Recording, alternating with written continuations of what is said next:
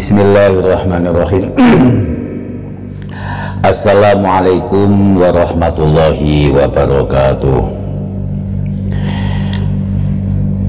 Alhamdulillah kama yajibu li'azimi majdihi wa jalalih, wassalatu wassalamu ala sayyidina Muhammadi wa alih. Pada kesempatan pagi hari ini, insya Allah kita akan mengulas dan membahas hikmah yang kelima dari hikmah-hikmah yang terdapat dalam kitab Al-Hikam Ibni Atha'illah As-Sakandari. Rekan-rekan pengajian Al-Hikam yang saya muliakan, hikmah-hikmah dalam kitab Hikam Ibnu Atha'illah As-Sakandari yang berjumlah sekitar 260-an hikmah tersebut, kalau ditulis matanya saja, teks aslinya saja yang ditulis hanya sekitar 20-an halaman. Di Lirboyo itu pernah ditulis hanya teks aslinya saja, matanya saja hanya 21 halaman saja.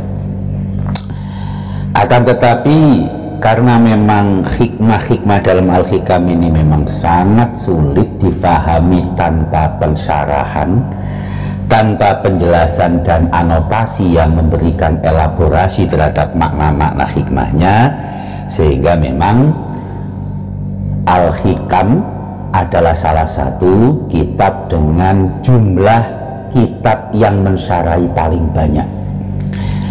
Ada sekitar ini tercatat ya,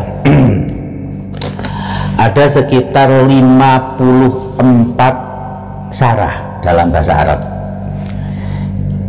Yang terakhir tentu saja Syekh Ramadan Buti yang memberikan pengajian Al-Hikam di Masjid Damaskus mulai tahun 1974 kalau tak salah. Ini belum syarah hikam yang ditulis dalam bahasa-bahasa lain, sehingga seperti kita katakan kemarin, hikam ini syarahnya lintas masa, lintas generasi, dan lintas negeri. Bahkan ada juga hikam disyarahi bukan dengan prosa, bukan dengan nasron, tapi dengan nazman, dengan nazom. Banyak ulama yang mensyarahi hikam dalam bentuk nazom jadinya. Ada sekitar 10. Salah satunya Syekh Nuruddin Barifkani. Kapan-kapan ini nazomnya kita baca. Rekan-rekan yang saya muliakan, insya Allah kita akan membahas hikmah yang kelima. Tapi seperti biasa, sebelum itu izinkan saya untuk sedikit mengulik dan mengupas tentang perjalanan ataupun manaqib para ulama yang punya kaitan dengan hikam ini. Syarah pertama kita kenal Ibnu Abbad Ar-Rundi, kemudian sudah kita sampaikan siapa itu Imam Asy-Syarqawi, Syekhul Azhar yang mensyarahi Al-Hikam. Kemudian juga kemarin Ibnu Ajibah. Ini sekilas-sekilas saja kami sampaikan, biar antum semua yang mendengarkan ini terpancing untuk mengetahui lebih dalam dan lebih jauh siapa beliau-beliau itu, kan begitu. Nah, kalau kita bicara tentang para pensyarah Al-Hikam, tentu setiap syarahan itu istimewa dan unik. Itu pasti seperti itu, insya Allah, seperti yang saya sampaikan pada pertemuan kemarin. Namun yang unik dan istimewa yang tidak mungkin kita abaikan adalah seorang ulama yang bernama Abul Abbas Ahmad bin Muhammad bin Isa Zarruq Al-Fasi Asy-Syadili. Kita lebih mengenalnya sebagai Syekh Ahmad Zarruq. Beliau lahir sekitar 2 abad setelah Ibnu Atha. Beliau lahir tahun 846, wafatnya Beliau lahir tahun 846, wafat 899. Jadi usia beliau hanya sekitar 54 tahun, seusia Imam Syafi'i, seusia Imam Al-Ghazali ketika wafat. Saya tidak bisa kalau bicara Syekh Ahmad Zarruq ini singkat-singkat saja. Beliau bernama Ahmad bin Muhammad bin Isa Zarruq Al-Fasi Asyadili. Kita mengenalnya sebagai Syekh Ahmad Zarruq. Zarruq itu artinya matanya biru, sebab beliau memang bermata biru seperti kakeknya. Beliau juga termasuk keturunan dari Ali bin Abi Thalib dan Fatimah Az-Zahra, tapi nggak suka mengaku-ngaku sebagai golongan syarif begitu, Gus Bruri. Nggak zaman sekarang, nggak seperti zaman sekarang. Punya keturunan mulia sedikit sudah ngaku-ngaku mulia. Syekh Ahmad Zarruq tidak seperti itu.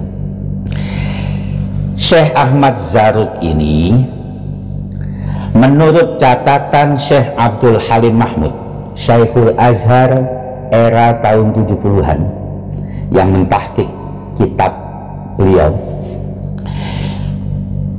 punya lebih dari 30 syarah. Jadi pernah menulis syarah hikam itu sampai 30 kali. Yang tercatat dan matbu'ah ada sekitar 17-an syarah yang sampai kepada era kita ini. Salah satunya yang ditahqiq oleh Syekh Abdul Halim Mahmud, Syekhul Azhar era tahun 70-an, yang banyak disebut sebagai Ghazali abad ini. Siapa? Syekh Abdul Halim Mahmud. Itu sampai-sampai Haji Akbar tahu di Darusah sana itu ada gedung namanya gedung Syekh Abdul Halim Mahmud. Karena Syekh Abdul Halim Mahmud ini yang termasuk mereformasi pendidikan di Azhar.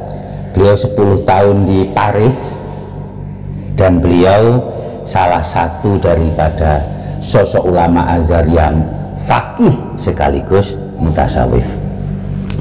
Saya kembali lagi kepada Syekh Ahmad Zarruq. Syekh Ahmad Zarruq ini punya keistimewaan yang luar biasa dalam konteks syarah Al-Hikam, karena beliau adalah satu-satunya ulama yang menulis syarah hikam berulang-ulang kali. Beliau lahir di Tilwan, Maroko. Suatu saat nanti beliau wafatnya di Libya. Jadi beliau lahir di Maroko, wafatnya di Libya. Beliau ditinggal wafat oleh ibunya selepas ibunya melahirkan Syekh Ahmad Zarruq bayi.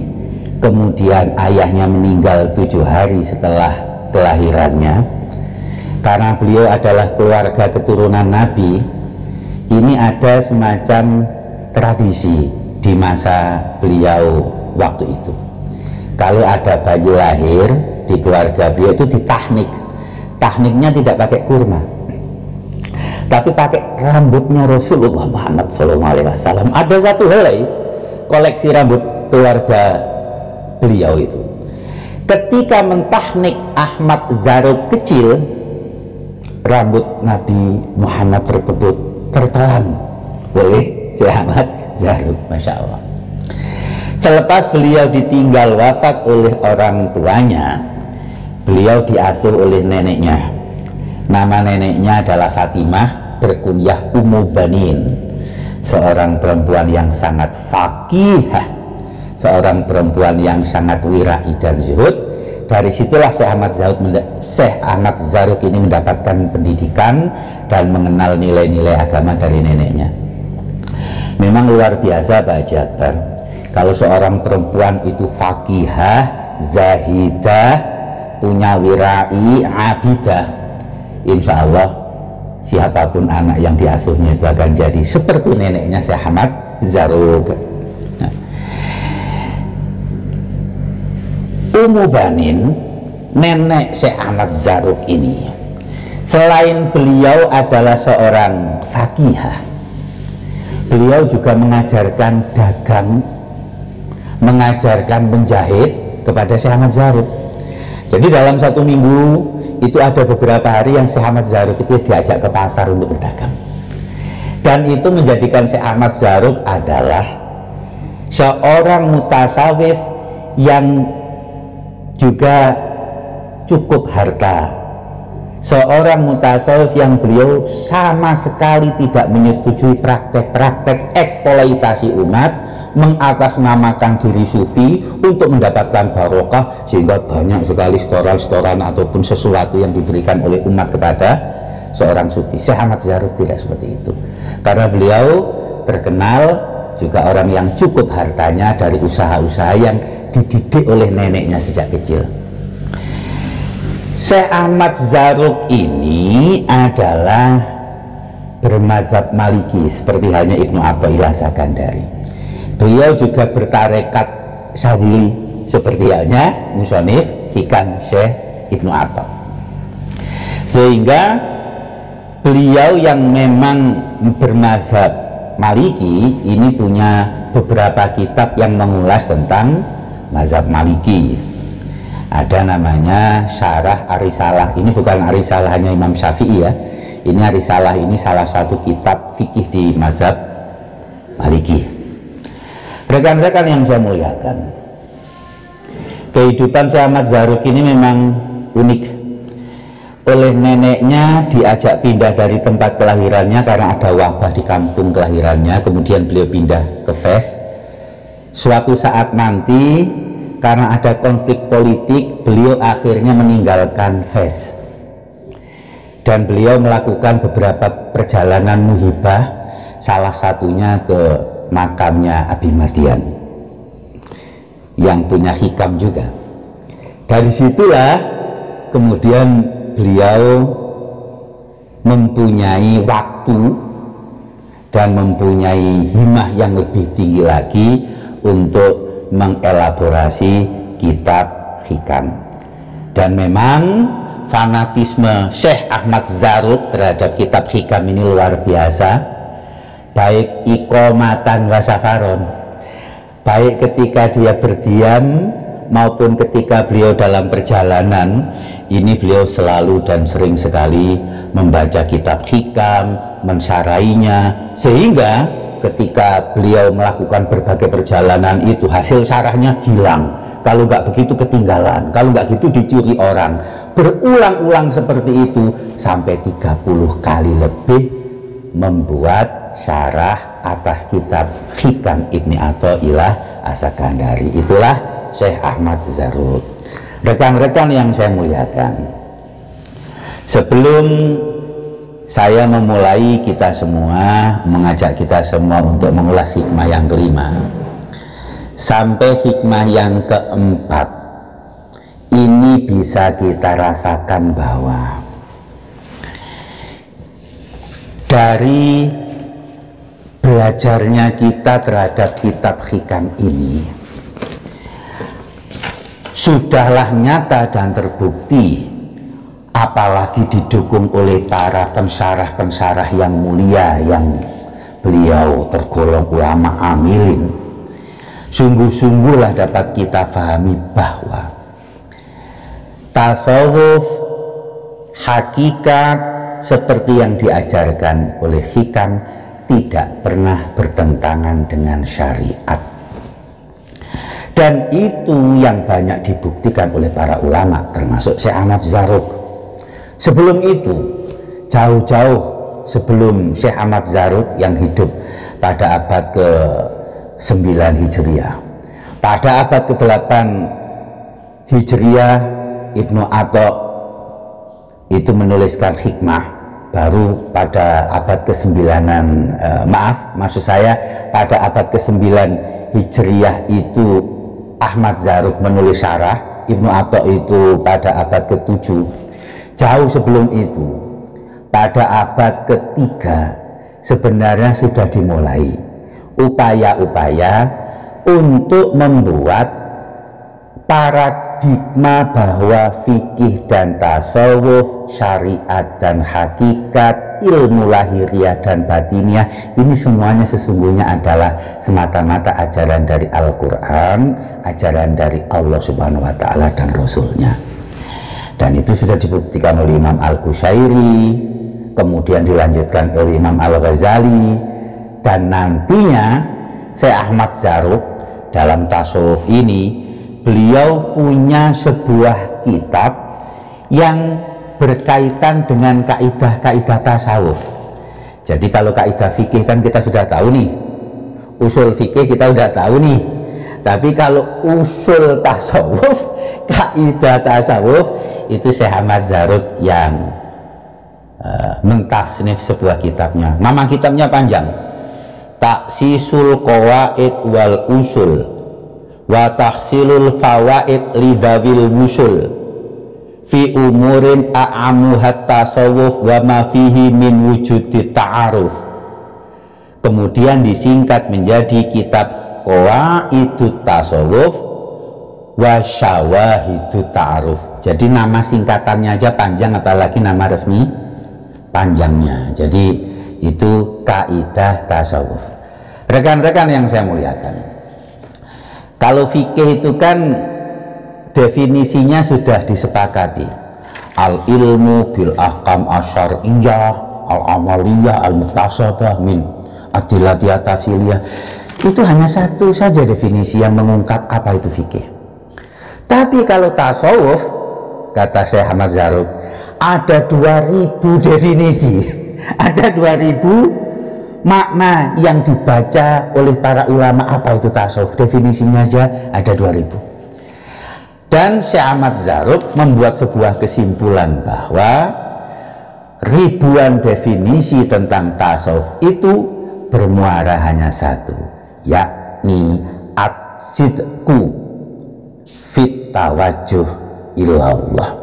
Sidqut tawajuh ilallah, itulah muara dari berbagai definisi tentang tasawuf tersebut. Rekan-rekan yang saya muliakan, kalau kita sudah mempelajari dan sudah belajar berbagai hikmah dari hikamnya Ibnu Athaillah Sakandari, sudah hikmah keempat, ini betul-betul kita rasakan bahwa semua hikmah yang di dalamnya mengandung nilai-nilai dan ajaran sufistik itu selalu berdasarkan Quran, selalu berdasarkan kalamullah dan dalil-dalil syar'i.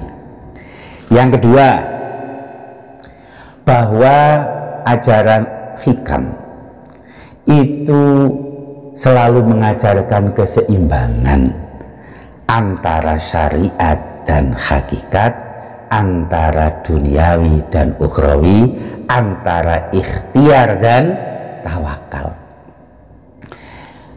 Banyak yang salah paham, kita kalau belajar tasawuf itu jadinya kurang beramal. Oh tidak, beramalnya itu juga harus selalu maksimal. Kalau kita belajar tasawuf atau belajar hikam, kita tidak usah kerja. Oh tidak, antara tajrid dan asbab masing-masing juga sebuah takdir Allah yang harus dijalani secara sebaik-baiknya.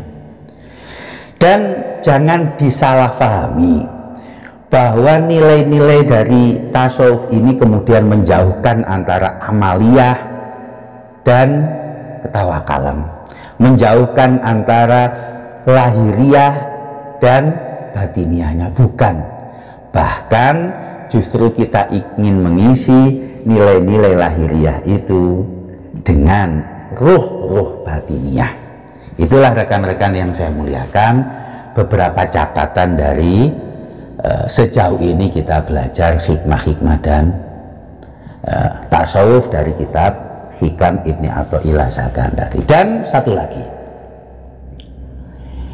ternyata dalam berbagai hikmah yang ada dalam Al-Hikam ini, yang disyarah oleh para ulama, semua ulama yang mensyarahinya, selain beliau sangat tawadhu karena selalu mengatakan dirinya fakir, hakir, muhtakir, selalu didukung oleh para ulama yang mensyarahinya dengan keilmuan syariat yang cukup. Seperti halnya Syekh Ahmad Zarruq.